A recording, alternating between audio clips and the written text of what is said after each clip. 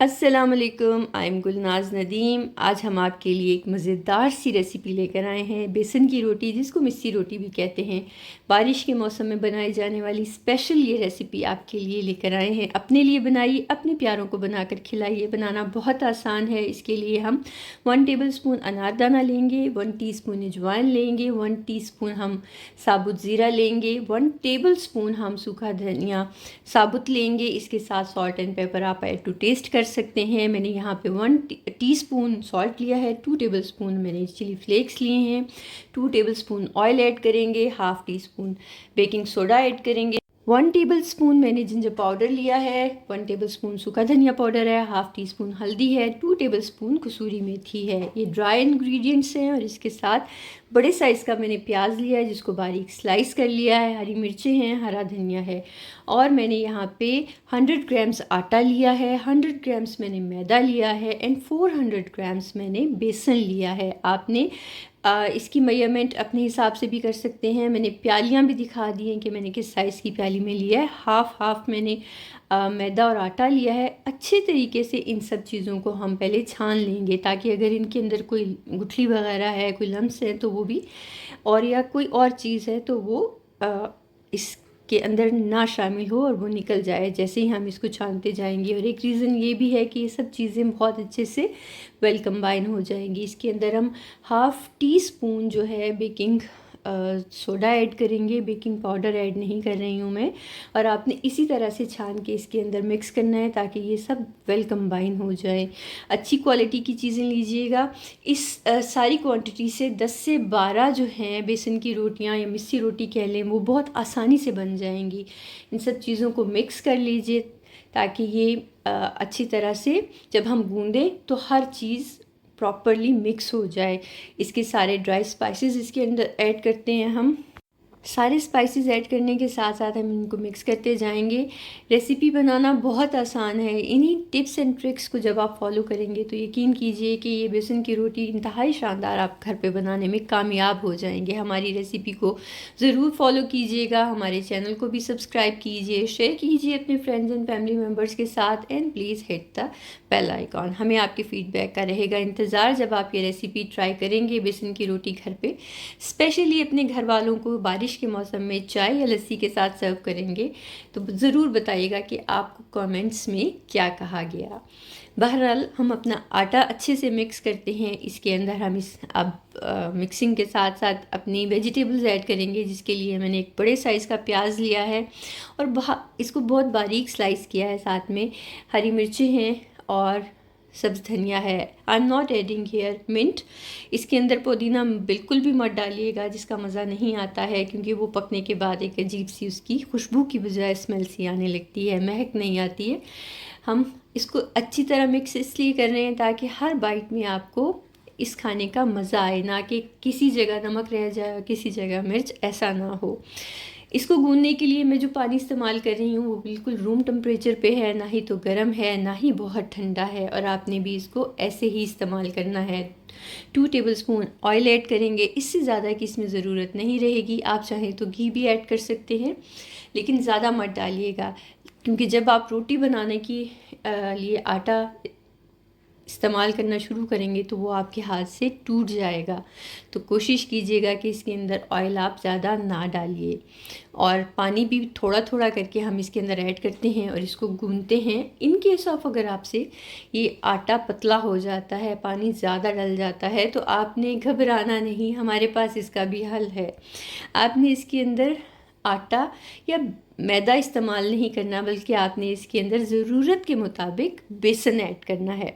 हम बेसन की रोटी बना रहे हैं इसलिए ज़्यादा जो फ्लेवर है वो बेसन का ही होना चाहिए। और जैसे ही आपको जितनी भी ज़रूरत हो आप इस आटे को मैनेज करने के लिए, सॉफ्ट करने के लिए बेसन ऐड कीजिएगा। और हल्के हाथ से मैं इसको गूंद रही हूँ। इसको गूंदने के लिए आपको बहुत ज़्यादा तरद्दुद नहीं करना पड़ेगा, बहुत ज़्यादा ज़ोर नहीं लगाना पड़ेगा। हल्के हाथ से मिक्स करते जाइए, थोड़ा थोड़ा पानी डालिए। ये आटा बहुत नरम, बहुत आसानी से गुंज जाएगा। जैसे ही ये इस बर्तन को छोड़ने लगे, समझ लें कि आपका आटा ऑलमोस्ट तैयार है। इसको बस थोड़ा सा हल्के हाथ से हम गूंथते हैं ताकि हर चीज़ कंबाइन हो जाए, कहीं पे भी सूखा आटा या मैदा या बेसन ना रह जाए, और नमक मिर्च जो है वो इस आटे के अंदर अच्छी तरह से रच बस जाए।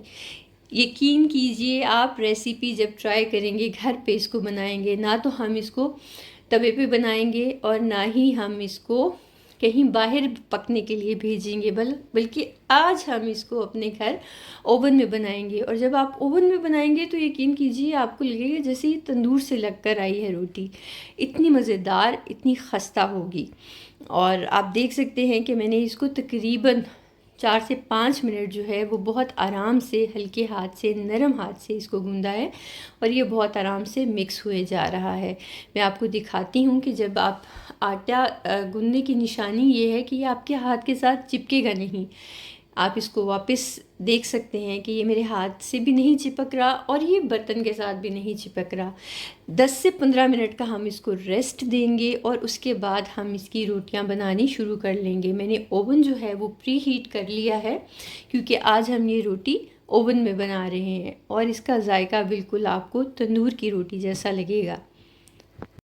मैं आपको इसके बनाने का प्रॉपर तरीका बता रही हूँ। हाथों पे मैंने ऑयल लगाया है। एक दरमियानी साइज़ का पेड़ा लेते हैं, ज़्यादा बड़े साइज़ का पेड़ा मत लीजिएगा, अदरवाइज़ आपकी रोटी कहीं से कच्ची रह जाएगी, कहीं से मोटी रह जाएगी। सो बेहतर यही है कि इसको बनाने के लिए आप एक दरमियानी साइज़ का पेड़ा लीजिए। मैंने इसको रोटी की शेप देने के लिए, जैसे आपको दिखा रही हूँ, एक थाल लिया है और उसके अंदर हल्का सा मैंने जो आटा है वो डस्ट किया है। आपके लिए बनाना इतना आसान है कि ना तो आपका आटा ज़ाया होगा, ना तो आपको बार बार जो है रोटी बेलनी पड़ेगी। और ये आटा इतना अच्छा और इतना सॉफ्ट है, इतने अच्छे तरीके से गूंदा हुआ है कि इसकी रोटी बहुत आसानी से आपसे मैनेज हो जाएगी अगर आप बिगनर भी हैं तो। अब आपके पास ना तो कोई बहाना है, ना ही कोई कबाहत, सो आपने इसको ज़रूर बनाना है। You will enjoy it definitely when you will try it, so do try it. Baking tray ली है, बेकिंग इसके अंदर पेपर लगाया है, हमने अपनी रोटी इसके अंदर रखी है और इसको अच्छे से प्रेस करने के बाद 5 से 7 मिनट के लिए हम ओवन में रखेंगे। ओवन प्री हीट है, यू कैन सी दैट कितनी जल्दी ये पकना शुरू हो गई है और बिल्कुल तंदूर के जैसी पककर बाहर आपके सामने हाजिर है। इसके ऊपर लगाइए बटर या फिर लगाइए देसी घी। ये शानदार सी रोटी अपने प्यारों को बनाकर खिलाइए, उनसे दाद पाइए और हमें अपना फ़ीडबैक ज़रूर दीजिए। आपको खाने में इंतहाई मज़ेदार, इंतहाई शानदार, बहुत जायकेदार ये रोटी आपके लिए हम लेकर आए हैं। आपको खाने में बहुत मज़ा आएगा, आपने इसको ज़रूर बनाना है। और आप यकीन कीजिए आपको तंदूर की रोटी से भी ज़्यादा इसका मज़ा आएगा। और ये बिल्कुल नरम रहेगी, चाहे आप इसको 2 या 3 दिन तक ऐसे ही रहने दीजिए, बाहर रहने दीजिए। आप इसको बनाकर फ्रीज़ कर सकते हैं और यू कैन सी दैट कि कितनी जल्दी जल्दी ये रोटियां जो हैं वो बनती जा रही हैं।